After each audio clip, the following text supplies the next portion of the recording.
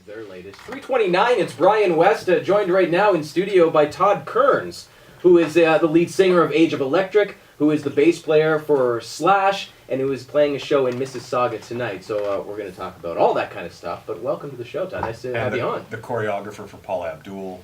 Wow! I was kidding. I didn't get that far on the resume. No, she was. I think she's a choreographer, so I think that would probably be really inaccurate of me. No. That would mean you're very good. Yeah, exactly. Yes. Choreographing the choreographers. Yeah, man. Wow. Welcome to the show. Welcome to Hamilton. I know it's not your first time here. No. You've got a Hamilton connection. I got Hamilton family. Yeah, exactly. Yeah. So I'm here more than you know, actually. Yeah. Whole loitering outside the building, just I hanging don't around. recognize you. Yeah. You may not recognize me without my balaclava. So you're originally from Saskatchewan? Saskatchewan, Where yeah. in Saskatchewan? A little town called Lanigan is east of Saskatoon on the Yellowhead, the Trans-Canada Highway. All right, cool. Yeah. And now living where? I did live in Vancouver for like 15 years, and now I'm in Vegas. Vegas. Yeah, which is a... So you live in Vegas. I live in Las Vegas, Nevada, which is, even before I was in Vegas, the first time I went was like 2003, and even then I thought, people live here? Like, Yeah. because you don't really see Vegas other than the thing. The Strip, yeah. The Strip, yeah. But as soon as you know anybody and they take you over to their weird, like, little suburban, normal, near a grocery store and a 7-Eleven, and you go, oh, this is just like anywhere else, really, So for us, I've been there 10 years, honestly. Like, it blows my mind to think about it. Wow. But in next month, October, I'll have been living in Vegas for 10 years. So do you ever go to the Strip? Oh, yeah. Like, is that something you do on a Friday night, or what? If there's something going on, there's usually like, a show or something like that we go to see, and then we have friends that work different venues, like the Beatles Love show at the Cirque du Soleil show at Mirage. I have friends, a friend of mine's a manager there, and so you go to all kinds of things. So there's events, concerts, all that kind of stuff happens at the MGM Grand or the Mandalay Bay, so you're kind of like constantly in and out of the Strip. So Yeah. just the other night we were at a comedy show at SLS, the old Sahara. Okay. Yeah, so it's a strange thing to consider, but yeah, I've been there long enough that it's all super familiar to me. Yeah. So let's talk about the show tonight in Mississauga. Which what time is that at? What time is the show at? 9 o'clock. 9 o'clock Yeah. tonight. So what is the show that you do now when you're? It's not Age of Electric stuff. It's your solo. Yeah, I honestly, as an acoustic thing, I was actually just telling the story because I did like 20 years ago or something. I didn't remember when it was, but Kevin from Grapes of Wrath asked me one day, hey, we're going to do an acoustic show. A bunch of guys are going to get up and play. And I was like, okay, sounds great. And then as soon as I said, okay, great, and hung up the phone, I was like, I've never done this before. What the heck is he talking about? So then I've been doing them ever since. I released a record in 2013, which I've been doing a lot of that, like crowdfunding and a lot of that kind of fun stuff around the world. The Slash connection has created a whole other world for me. Well, it's mostly just the world that we know, but now I know lots of parts of it. And so I released an acoustic record, and mostly because I really love doing that kind of thing. So when this came up, myself and the Agent Royale guys, the clothing company that I'm a part of, we decided to put a party on. So it's never a bad, for me, I'm always kind of like, if you told me to play guitar right now and sing some songs, I probably would. Nice. Yeah. Hey, did anybody have a guitar? Let's talk about the Agent Royale guys as well, because I've been following them on Twitter for a while, and they gave me a very cool shirt. There's the half skull that I love and that I wear, and then I started seeing them talking with you, and there was Slash wearing the shirt. And how did you guys? Johnny Depp wears the shirts. Cool. Yeah. We connected. We just sort of met. I mean, I know that they've kind of handed shirts over to Slash a few times, and then we became tight a few times. We met at one of the movie premieres that Slash did in Toronto, and we just sort of became friendly with one another. And then they did a Damn It shirt. Todd Damn It is a character I play in life. Yeah. And it became very popular. I was telling the story before. It's like the Damn It thing just kind of took off when I moved to the States because it was an interesting rebooting of my life because no one cared who Todd Kerns was in Las Vegas, Nevada, or in California. They didn't know who that was. So it just was a little nickname that kind of took off, and then it just sort of became a thing. They're just selling shirts, and then these guys created one, and it was like people started asking where they can find it. And I go, well, you can find it right here on my body because it's the only one that exists.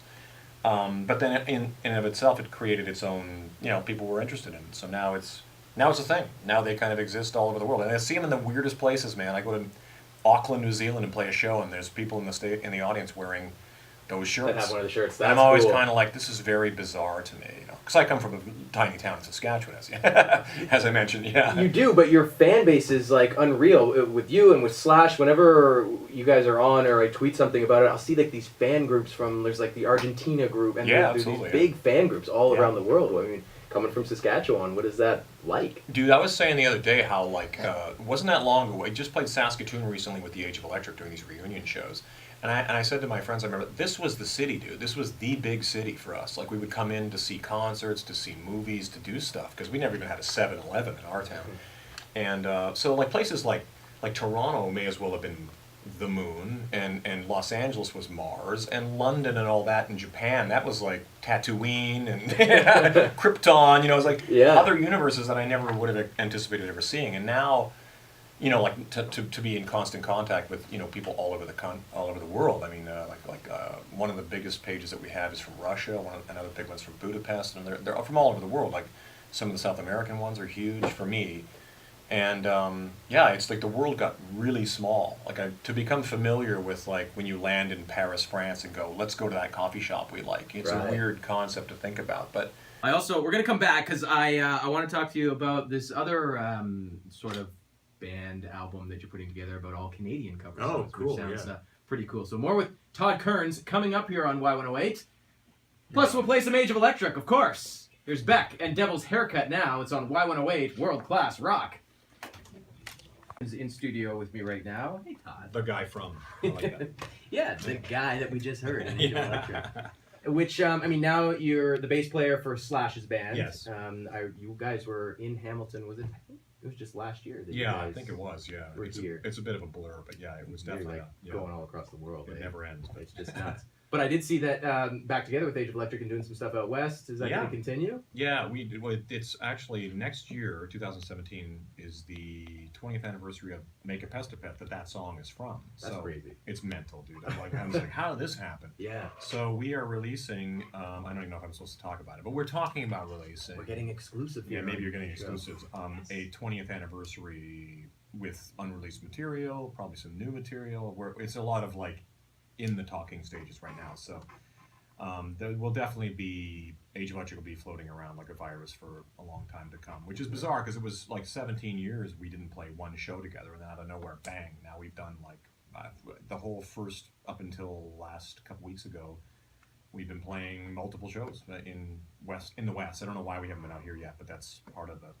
big picture will be to come out. Is that because that's where originally you're from? Right? Is there a bit of a bias there? Well, it's as easy as, like, people are always like, we played this first show in Calgary, and everybody was like, why Calgary? Why not Edmonton? Why not Saskatchewan? Why not Winnipeg? You know, there's a lot of these kind of things coming at us. And I was like, well, because a promoter offered us, you know, just said, hey, do you guys want to come play? And we said, okay. You know, no one else thought to do so. So why would they? It's like the band's been dead for 17 years, and just some guy came along and said, you want to come play Calgary? And we looked at each other and went, yeah, okay. Sure. It was kind of that simple. And it's been that simple ever since. Just whoever asks us to come play, we go, okay. So I think it's just a matter of time before it catches on across the country at least, and then we'll go, yeah, okay. Sure. Want to play Hamilton? Sure. Yeah. All right, who's going to ask? Somebody get on the line right now. Get the Gandharvas and the Killjoys and all those bands back together, and we'll come out here and play there, too, you know, wherever. Let's talk about the Canadian bands and some of those ones from back in the 90s, because I know that you are working on something right now. We can talk about it? Yeah. The band is going to be called Took. Took, yeah. Is called Took. Yeah. And you're going to be celebrating Canadian music by releasing an album of all Canadian covers. That's right, yeah. It's funny because it's a bunch of us Canadians living in the States, and I continually talking about this all day, but how Canadianisms are sort of like, they kind of, your expatriate pride just sort of grows even bigger when you live out of the country. You start suddenly become like Tim Hortons and hockey and the Saskatchewan Roughriders or the Hamilton Tiger Cats. Yeah. Depends where you're from. Right. You know, these things become even exponentially bigger to you. And Canadian music, because of what we grew on, especially on the prairies where it was like even more regional in a sense. I'm probably the same here, you know what I mean? But we had things like Street Hard and these Queen City Kids and Orphan and Pumps and bands like this that were from specifically our area of the world that were really influential on us, but completely lost, maybe on the rest of Canada even, but especially lost on the States. So to us, we always kind of like, we can't really get down with our, you know, fanatic sort of love of certain bands when we live in the U.S. unless we're with other Canadians. Like, dude, April Wine, let's go and just have like this, you know, just a Canadian music fest for, you know, as long as we can. So we just started to kind of think to ourselves, if we recorded 10 to 12 of our favorite Canadian songs and I was a guy who'd never heard any of these songs before, wouldn't I think this is the greatest album of all time? Like, and I thought, yeah, we should do that. And the funny thing about it is we talked about it and it went away, and we talked about it and it went away, and then just one day for some reason, Corey Churko he plays with Shania Twain and Kelly Clarkson and people like that from Moose Jaw. I've known him since he was 14 years old, and he just started kind of like chipping away at some ideas, and what about this and what about that, and next thing I knew, it was just sort of rolled out, like 13 songs, and we're talking like Chilliwack, Trooper, Loverboy. Can you say, are these some of the ones that are confirmed that will be on? Yeah, all down the line. We mostly stuck to the ones we kind of grew up on. We don't really have a whole lot of newer stuff, or what do we call 90s stuff. It's mostly like classic stuff like that. Platinum Blonde's on there, Honeymoon Suite's on there, and it's such a good time for us because it didn't take Alda Nova. It was the kind of stuff that didn't really require a whole lot of like, let's do some homework and listen to this. It's kind of like, it's just a part of your DNA. You knew it. The kind of thing that we could plug in and just jam. We just kind of know it. Would those have been a lot of the songs that when you were a teenager, say, getting into a band and covering music? Oh, absolutely. That's the stuff you would have done? And that's the interesting thing when we talk about it, because when I talk to like people like from England or people from the States, I go, these bands were as big to us as anything coming from the U.S. or England or Europe, you know what I mean? Like it was played in the same breath. As you know, as a Canadian, the Tragically Hip is as big a band in this country as anything we could import, and I think that's lost on you to a certain degree until I had the objective ability to look at what we had or what we have in this country. I feel like what an amazing scene we created. I was a big part of it in the 90s, of course, and all those bands, Moist and Tea Party and everybody in between, Our Lady Peace, who we just played with not that long ago, I Mother Earth, Matthew Good Band, it goes on and on and on, just sort of like this endless wealth of Canadian music that was just a really hot time to be a part of it.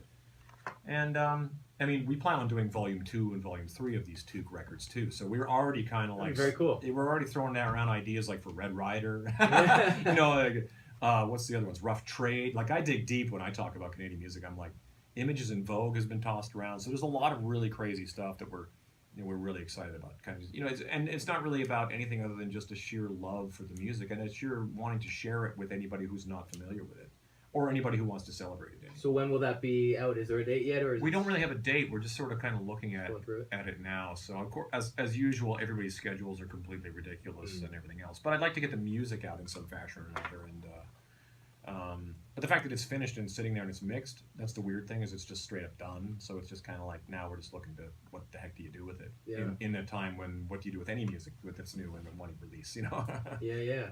Well, we'll look for it for sure. That's very cool. I know that now you're also playing with Slash in his band, so that gets in the way. Well, at the moment, it's been fine. I mean, he's doing Guns N' Roses. Our singer, Miles, is doing Alter Bridge. So we've all kind of had...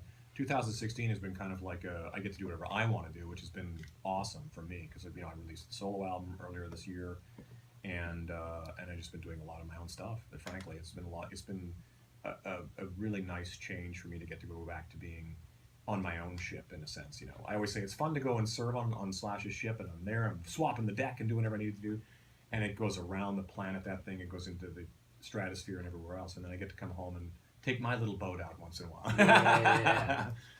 That's a good way of putting it. and getting to go on the Age of Electric, which is a bigger ship than my own little ship too. So, but it's it's been a lot of fun. It's been a really cool year for me so far, as just being able to do other things and being able to do the stuff with Agent Royale and the clothing company that we have and all that too. Has been a lot of fun to really kind of run that up a flagpole. You got to check out those shirts because I know like a lot of the rock stars like yourself are wearing them now, and we get to wear one and pretend that we're kind of like a rock star too. Oh baby, you're more rock star than we'll ever be. Yeah, right. It's Slash has them and Johnny Depp wears them. It's fascinating. Yeah, and we're all kind of like not shocked, but just kind of like tickled when we kind of look and go, wow, that's a legend wearing that right there. How do you like that?